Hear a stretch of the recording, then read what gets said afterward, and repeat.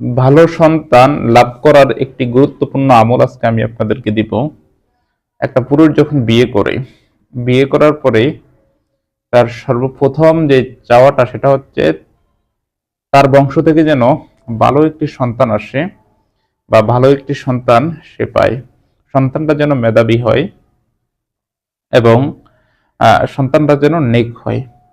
আজকের ভিডিওতে এই বিষয়টি নিয়ে বিস্তারিত আলোচনা করব। আমি মনে করি আজকের এই ভিডিওটি আপনাদের জন্য খুবই গুরুত্বপূর্ণ, খুবই দরকারি এবং খুবই উপকারী একটি ভিডিও। তাই ভিডিওটিকে না টেনে একটু শেষ পর্যন্ত দেখার চেষ্টা করবেন। ভিডিওটি শুরু করার আগে সংক্ষেপে কিছু কথা বলবো। টিকটকে আমাদের কোনো অ্যাকাউন্ট নেই। কিছু প্রতারক চক্র আমাদের ভিডিওগুলোকে টিকটকে আপলোড করে আপনাদের সাথে বিভিন্ন রকম প্রতারণা করে। তাই প্রতারক চক্র থেকে সাবধানে থাকতে অবশ্যই স্ক্রিনে দেওয়া 3355 নম্বরে সরাসরি ভিডিও কল দিয়ে দেখে কনফার্ম হয় তারপর আমাকে কাজ দিবেন। চলুন তাহলে কথা না বাড়িয়ে ভিডিওর মেইন আলোচনায় আসতে পারি। দর্শক, আলোচনা করতেছিলাম ভালো সন্তান লাভ করার গুরুত্বপূর্ণ কিছু আমল নিয়ে। একটা পুরুষ বিয়ে করার পরে তার সর্বপ্রথম যে চাওয়া পাওয়া একটা ভালো সন্তান লাভ করা বা বর্তমান সময়ে আমাদের বাবা মাদের যে অভিযোগগুলো থাকে সেটা হচ্ছে সন্তান পিতামাতার হকের উপরে নজর রাখে না বা পিতামাতার যে দায়িত্ব, যে হক, এটা ঠিকমতো পালন করে না। এটার সর্বমূল কারণ হচ্ছে ওই সন্তানটা নেক না, ওই সন্তানটা ভদ্র না, সন্তানটা মেধাবী না। একটা ভদ্র সন্তান কখনো তার পিতামাতাকে কষ্ট দিতে পারে না। তাই আজকে আপনাদেরকে এমন কিছু গুরুত্বপূর্ণ আমল দেব, যে আমলগুলো যদি আপনারা করেন ইনশাআল্লাহ আপনার বংশ থেকে যে সন্তানটা আসবে এই সন্তানটা অবশ্যই নেক হবে। তার মধ্যে গুরুত্বপূর্ণ একটি আমল হচ্ছে আপনি নামাজের পরে এবং নামাজ ছাড়া, যখন আপনি নামাজ পড়তে যান বা নামাজ ছাড়া সব সময় এই দোয়াটা বা কোরআনের একটি আয়াতটা বেশি বেশি পড়বেন। রব্বি হাবিলি মিনাস সলিহিন, আল্লাহ আপনি আমাকে একটা নেক সন্তান দান করেন। দিনের যে কোনো একটা মুহূর্তে আপনি যদি অলওয়েজ এই দোয়াটা বেশি বেশি করতে থাকেন, যে কোনো একটা মুহূর্তে আল্লাহ পাক রব্বুল আলামিন আপনার দোয়াটা কবুল করে নেবে। একবার কবুল করে নিলে আল্লাহ আপনাকে একটি নেক সন্তান দান করবে, যেহেতু এটা একটা আল্লাহ প্রদত্ত জিনিস।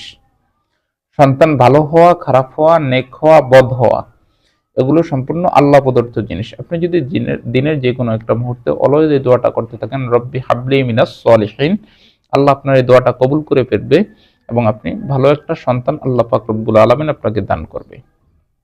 দ্বিতীয়ত, 5 ওয়াক্ত নামাজের পরে রব্বানা হাবলানা মিন আজওয়াজিনা ওয়া যুররিয়াতিনা কুররাতা আইয়ুনিন ওয়াজআলনা লিল মুত্তাকিনা ইমামা, এই দোয়াটাও 5 ওয়াক্ত নামাজের পরে আপনি বেশি বেশি করবেন। আর বিশেষ করে একটি কাজ বেশি বেশি করতে হবে। একটা সন্তান যখন তার মায়ের গর্ভে আসে বা গর্ভে আসার পরে আপনি আপনার ওয়াইফকে হারাম কোনো খাবার খাওয়াতে পারবেন না। আপনার ওয়াইফকে আপনি অবৈধ কোনো কাজে নিতে পারবেন না। আপনার ওয়াইফকে চুরিকৃত কোনো মাল খাওয়াতে পারবেন না। আপনার সন্তান যখন গর্ভে থাকবে আপনি আপনার ওয়াইফকে তখন নসিহত করতে হবে সে যেন কোরআন তেলাওয়াত করে। আপনি নিজেও বেশি বেশি কোরআন তেলাওয়াত করতে হবে এবং আপনার চরিত্রকে আপনি হেফাজত করতে হবে আপনার সন্তান আপনার ওয়াইফের গর্ভে আসার পর। তো আপনার ওয়াইফ যখন 5 ওয়াক্ত নামাজ পড়বে, জিকির, আজকার, তাসবিহ, তাহলিল পড়বে এবং কোরআন তেলাওয়াত করবে, আপনার সন্তানের ভিতরে এই আমলগুলোর আসর খুব ভালোভাবে পড়বে। আর বিশেষ করে একটা জিনিস থেকে বেশি হেফাজত করবেন, সেটা হচ্ছে আপনার ওয়াইফ যেন কখনো মিথ্যে কথা না বলে। আপনার ওয়াইফ যেন মিথ্যে কথা না বলে। আপনারা যদি এই কয়েকটা কাজ বা কয়েকটা আমল দিলাম, এগুলো কিন্তু সম্পূর্ণ আমল, এগুলো কোনো তদবির না। আপনারা বিভিন্ন সময় আমাদের কাছে আসেন যে হুজুর ভালো সন্তান লাভ করার বা ভালো সন্তান, আমার বংশ থেকে যে সন্তানটা আসে এই সন্তানটা যেন ভালো হয়, এটার কিছু তদবির দেন। আসলে এগুলোর কোনো তদবির হয় না। সত্য কথা যেটা আমি আপনাকে বলতে পারি, একটা তদবির দিতে পারি, কিন্তু এটার কোনো তদবির হয় না, কার্যকরী কোনো তদবির হয় না এই সমস্ত কাজের।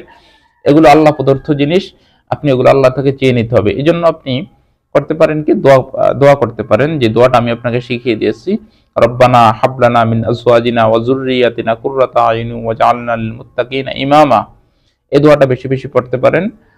5 ওয়াক্ত নামাজের পরে এই দোয়াটা পড়বেন এবং বেশি বেশি রব্বি হাবলি মিনাস সলিহিন, রব্বি হাবলি মিনাস সলিহিন, এই দোয়াটা বেশি বেশি পড়বেন। যে আমলগুলো দিছি আমলগুলো করেন। আর আপনারা যদি তদবির সংক্রান্ত ব্যাপারে যে কোনো কাজ করাতে চান তাহলে অবশ্যই স্ক্রিনে দেওয়া 3355 নম্বরে আমার সাথে যোগাযোগ করবেন। ধন্যবাদ।